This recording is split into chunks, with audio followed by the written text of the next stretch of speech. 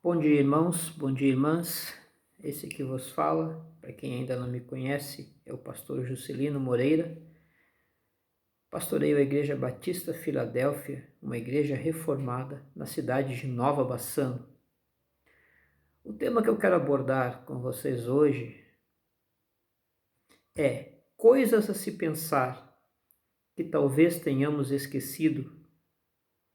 Coisas a se pensar que talvez tenhamos esquecido. O versículo que quero usar como base é Provérbios capítulo 14, versículo 12, que diz assim: há caminhos que ao ser humano parecem ser as melhores opções da vida, mas ao final conduzem à morte. Há caminhos que ao ser humano parecem ser a melhor opção da vida, mas ao final conduzem à morte. Coisas a se pensar. Uma das áreas que eu gosto bastante, também já estudei bastante, é filosofia. E a filosofia é o amor à sabedoria. Filo, amor, sofia, sabedoria. O amor à sabedoria, o amor à busca pela sabedoria. E talvez o que mais falte no nosso mundo na atualidade é sabedoria. Porque talvez tenhamos esquecido coisas importantes que nós devemos pensar, que nós devemos refletir, que nós devemos conjecturar no nosso dia a dia. Coisas a se pensar que talvez tenhamos esquecido. O primeiro assunto é um assunto assim bem batido, muito falado, que chama-se a idolatria da procissão. A idolatria da procissão. Eu quero usar Isaías capítulo 45, versículo 20, que diz assim: reuni-vos e vinde agora mesmo, chegai-vos todos juntos, vós, os que escapastes às nações. São pessoas desprovidas do verdadeiro conhecimento,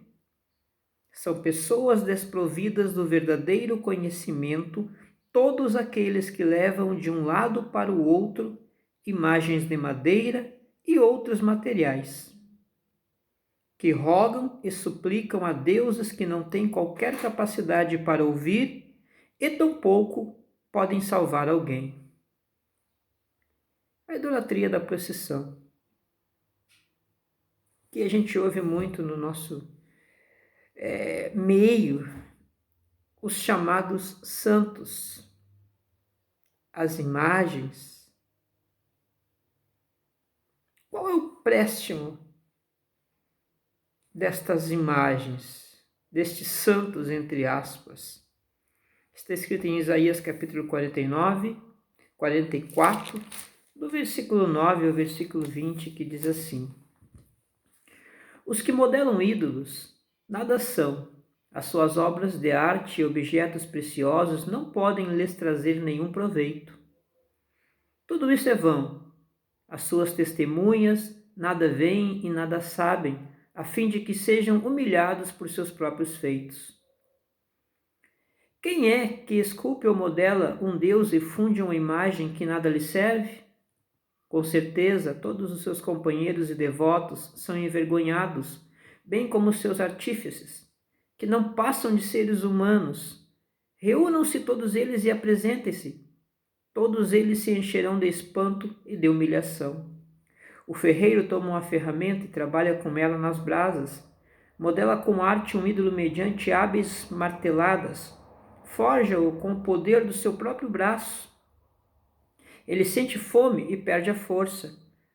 Passa sede e desfalece. O artífice em madeira estende o cordel e, com lápis, esboça uma imagem, alisa-a com plana, marca com o compasso e faz a semelhança e beleza de um homem que passa a morar em uma casa. Um homem corta para si cedros, toma um cipreste ou um carvalho, fazendo escolha entre as árvores do bosque, planta um pinheiro e a chuva o faz crescer. Tais árvores servem ao homem para queimar, como parte de sua madeira se aquenta e coze o pão. E também faz um deus e se prostra diante dele, e esculpe uma imagem e se ajoelha diante dela. Ele queima metade da madeira no fogo e com isso prepara a carne para comer. Faz um assado e dele se farta, depois se aquece e exclama: Ah, já me aqueci, já experimentei o calor e de tudo quanto essa madeira poderia me oferecer. Então com o resto faz um deus para si, uma imagem de escultura, ajoelha-se diante dela, prostra-se e dirige-lhe suas súplicas em oração. Ó, salva-me! Tu és meu Deus. Eles nada sabem, nem entendem, porque os seus olhos são incapazes de ver e os seus corações não conseguem compreender. Nenhum deles tem conhecimento ou inteligência para dizer: metade desta madeira usei simplesmente para fazer o fogo com o qual assei pão sobre suas brasas. Assei também carne e assim matei minha fome. Ora, poderia eu fazer algo abominável com o que restou da madeira? Ele se alimenta de cinza, o seu coração iludido desvia do bom caminho, de madeira que não se pode livrar a sua alma, nem consegue confessar: isto que estás em minhas mãos não é Deus, coisa alguma. A idolatria da procissão. Qual é o seu préstimo? Nenhum. Absolutamente nenhum. Nós temos como exemplo a nação de Israel, a nação escolhida por Deus para ser a nação sacerdotal, para ser a nação que apresentaria o Deus de Israel aos povos. Ela tornou-se totalmente idólatra. Israel se dividiu em duas partes, tornando-se Reino do Norte e Reino do Sul. Reino do Norte, Israel, tendo como capital Samaria, Reino do Sul, Judá, tendo como capital Jerusalém. Então, o reino de Israel, o reino do norte, foi levado mais ou menos lá pelo ano 750, 780, pelos assírios, foi disperso, muitos mortos, mulheres violadas, crianças mortas, devido à idolatria. Já lá no ano 500 e alguma coisa, 580, mais ou menos, Judá também foi levado em cativeiro pelos caldeus, também por conta da idolatria. Então, uma coisa que as pessoas desconhecem e deveriam conhecer muito bem pela história é que essa idolatria é um pecado grave contra o Deus de Israel, contra o Deus que criou todas as coisas, é um pecado contra o Deus que fez o mundo. 1 Coríntios, capítulo 10. Vamos ver o que está escrito em 1 Coríntios, capítulo 10 aqui. Primeira carta de São Paulo aos Coríntios, capítulo 10, versículo 14 a versículo 21, que diz assim: Por isso, meus amados irmãos, fugi da idolatria. Falo isso a pessoas sensatas, julgai vós mesmos o que estou afirmando. Não é verdade que o cálice da bênção que abençoamos é a comunhão do sangue de Cristo? Acaso o pão que partimos não é nossa participação no corpo de Cristo? Como há somente um pão, nós que somos muitos, somos um só corpo, pois todos participamos de um único pão. Observai o povo de Israel, porventura os que comem dos sacrifícios não são participantes do altar? Sendo assim, o que estou querendo dizer? Será que o sacrifício oferecido a um ídolo significa alguma coisa? Ou um ídolo tem algum valor? Não quero enfatizar que os pagãos sacrificam é oferecido, isto sim, aos demônios e não a Deus. E não quero que tenhais qualquer comunhão com os demônios. Então tudo aquilo que é sacrificado a um ídolo, tá? É sacrificado a demônios e não sacrificado ao verdadeiro Deus, tá? Isso é uma coisa que eu devo pensar e que talvez como ser humano, como cristão, tenha esquecido. Que fale o profeta Abacuque, no capítulo 2, versículo 21. Vamos ver aqui, Abacuque 2, 21. Abacuque 2, 21, que diz assim, 2,18.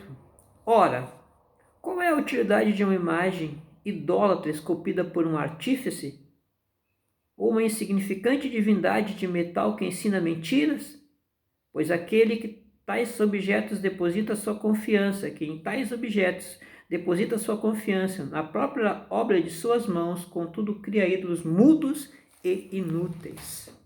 Então, coisas a se pensar que talvez tenhamos esquecido. Agora, esse negócio de ídolo mudo, de imagens esculpidas em madeira, em ferro, em pedra, parece-me algo tão arcaico. Né? Nós hoje, século XXI, pós-modernidade, parece-me que os ídolos são muito mais sutis, muito mais letais, e eu considero, chamo eles nesse segundo tópico de amantes letais. Amantes letais. Coisas a se pensar que talvez tenhamos esquecido.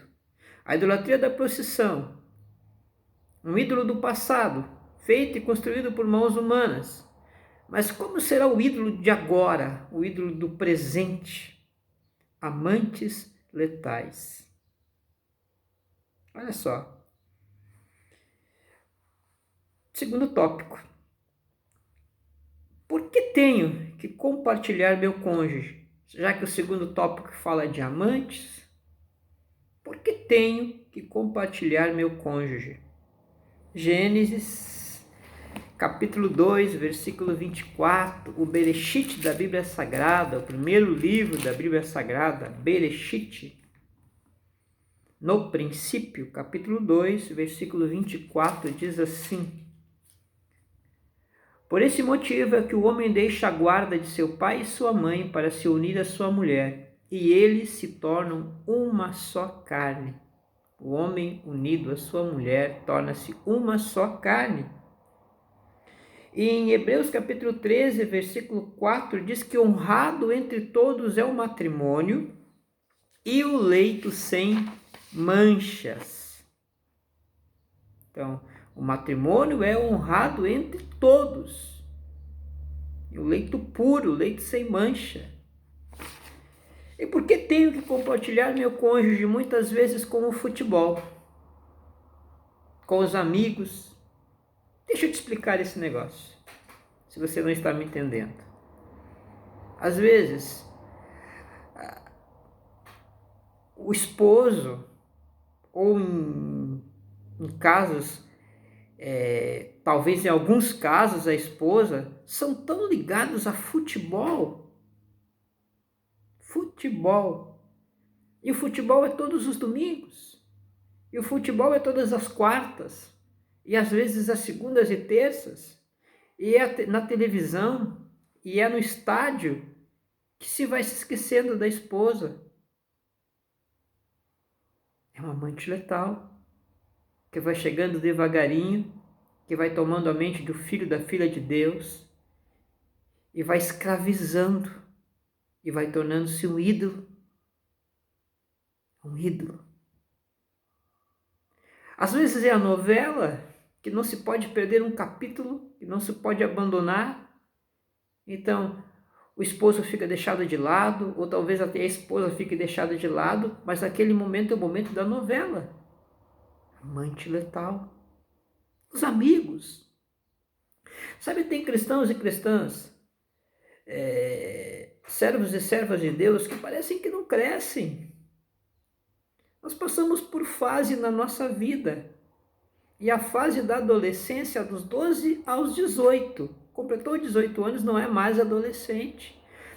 Mas tem pessoas no meio evangélico e fora dele que continuam sendo adolescentes com 30, com 40, com 50, e todos os domingos enche a casa de amigos e de amigos e amigos e amigos, e eu preciso trazer um amigo, e talvez seja o domingo ou o sábado o único dia em que o esposo vai compartilhar com a esposa, vai conversar com a esposa, vai estar com a esposa. No entanto, a casa está cheia de amigos e amigas, e aquilo vai enchendo a cabeça da esposa ou enchendo a cabeça do esposo, e acaba que muitas vezes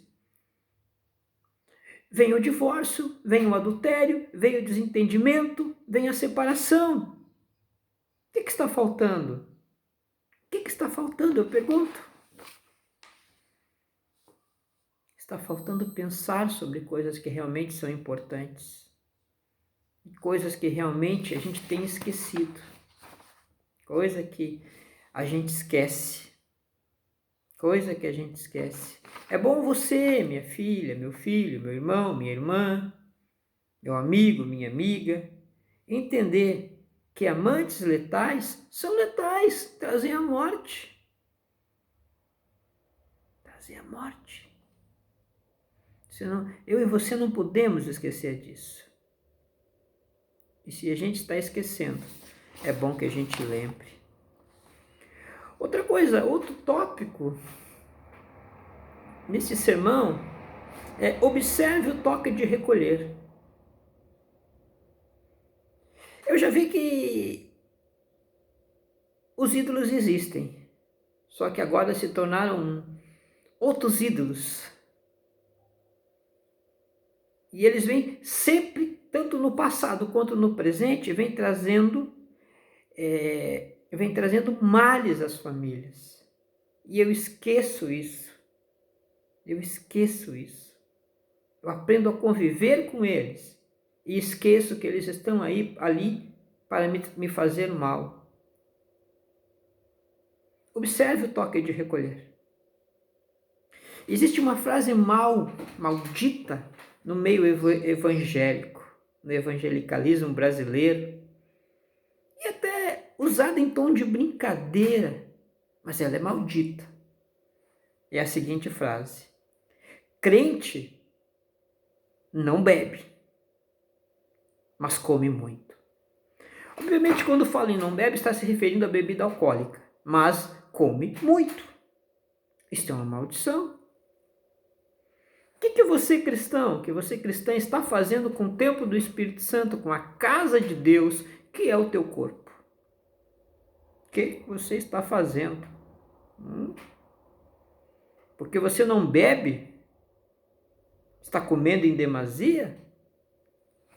1 Coríntios capítulo 6. Vamos ver o que está escrito em 1 Coríntios capítulo 6. 1 Coríntios, carta de São Paulo, à igreja de Corinto, capítulo 6, versículo 16. Versículo muito forte, por sinal, que diz assim: ou não é do vosso conhecimento que quem se une a uma prostituta torna-se um corpo com ela? Porquanto está escrito: os dois serão uma só carne. Na verdade, este versículo faz parte de um texto que começa no versículo 12, que tem como título nessa Bíblia que estou lendo: nosso corpo é santuário de Deus. Está falando aqui do relacionamento sexual entre um homem e uma prostituta. Está se tornando um corpo com uma prostituta.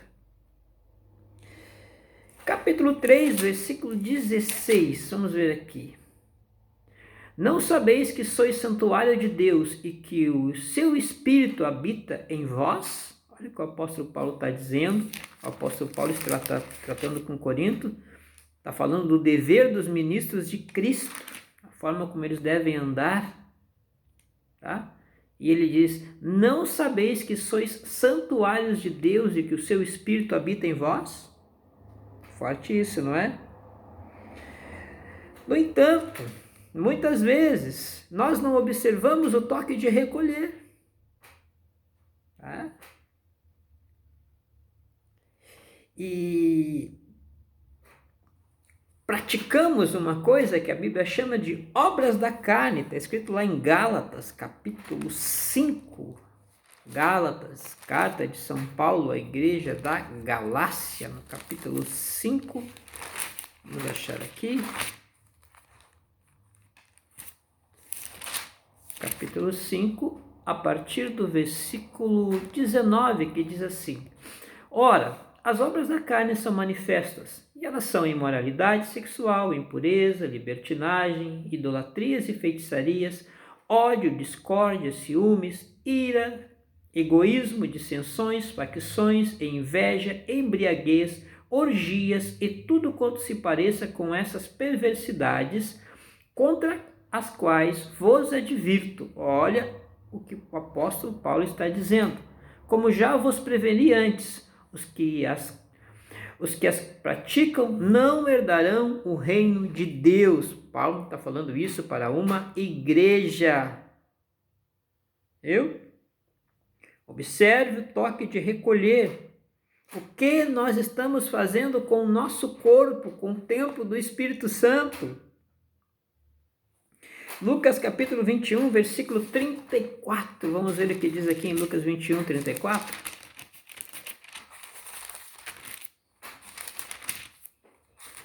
Lucas 21, 34.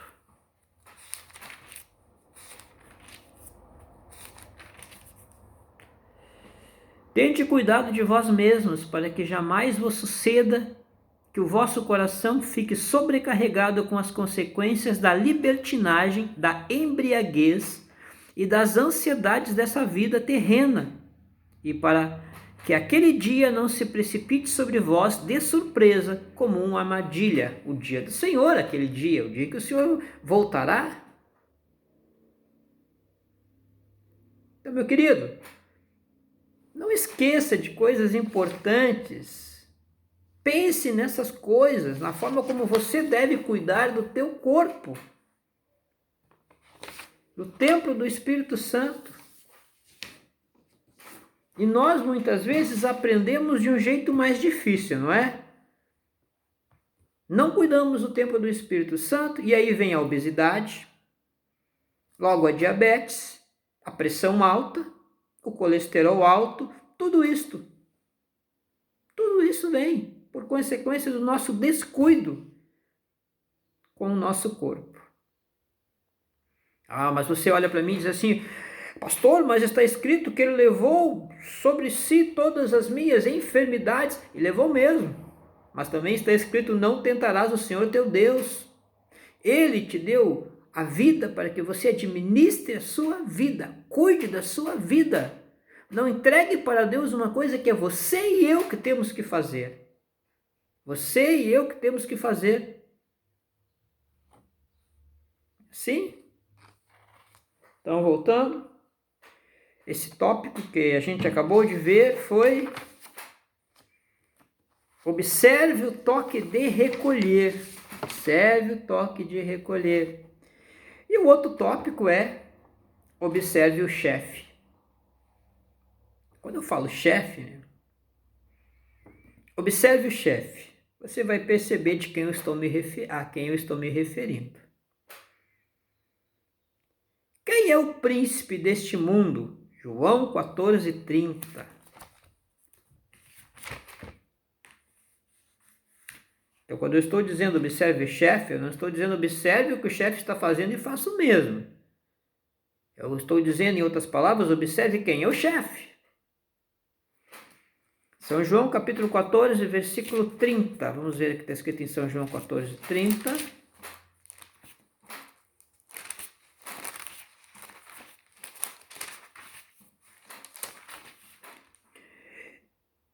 Eu não vou continuar a falar muito mais convosco, pois o príncipe deste mundo está chegando. Ele não tem direito e nada pode sobre mim.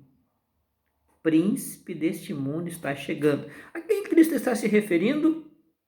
Ao diabo, ao enganador. Segunda carta de São Paulo aos Coríntios, capítulo 4, versículo 4. Coríntios 4:4, vamos ver aqui. O Deus desta presente era perversa, Deus com letra minúscula, cegou o entendimento dos descrentes, a fim de que não vejam a luz do evangelho da glória de Cristo, que é a imagem de Deus. O Deus desta presente era. Então, o diabo. 1 João 5,19, primeira carta de São João, capítulo 5, versículo 19.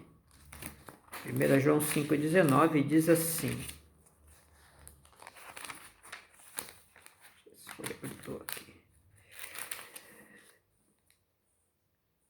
Estamos cientes de que somos de Deus e que o mundo inteiro jaz no maligno. O mundo inteiro está morto no maligno.